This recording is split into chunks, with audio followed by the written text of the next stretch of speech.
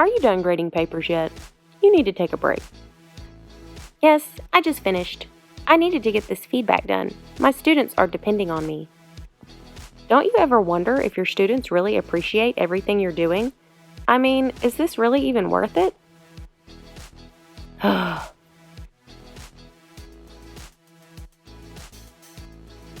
really over teaching. I made more in my last job in the private sector.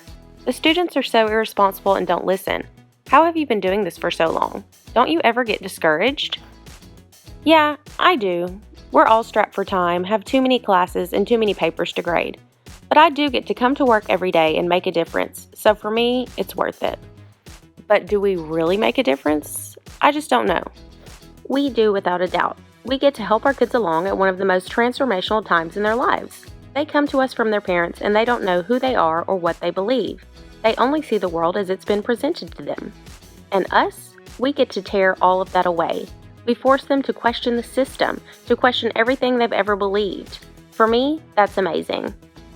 Even if we do try to do all of those things, how do we know what we're doing matters? Come to my class tomorrow and you'll see.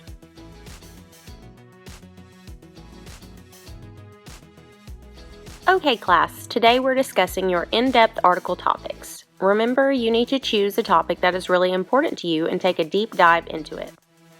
How can you use your articles, photography, and videos to bring awareness to an issue that currently isn't receiving enough coverage? Keep our class motto in mind. Afflict the comfortable, comfort the afflicted, compassion is ethics. I'm writing a piece on the homeless. I want to interview several people who are on the street and find out how they got there. I also want to find out what resources are at their disposal or the lack thereof. I'm going to investigate how many student athletes are living in poverty.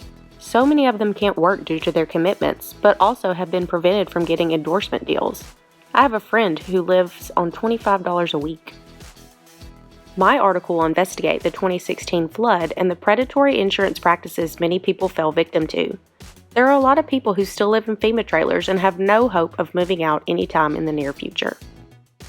I'm writing about the private animal refuge and the allegations of animal abuse that have been surrounding it for the past several months. I have an employee who is willing to go on the record and provide me with photos and video of what has been going on. I'm profiling students who are heroin addicts. I want to specifically explore how difficult it is to manage college life as an addict, and also address how each person became addicted in the first place. All of my sources I have talked to so far want to get clean but haven't been able to. Most of the time, addicts just get written off as delinquents who deserve what they're dealing with, but they're people too. See, each one of these kids is making a difference.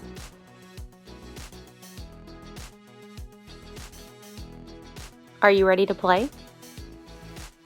Hold on one second, I think I just heard my phone.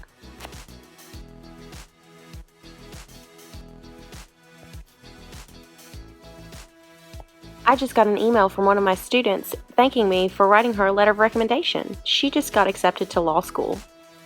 Wow, that is great. I know I gripe a lot about how much you work, but you really are changing the world one student at a time. I know.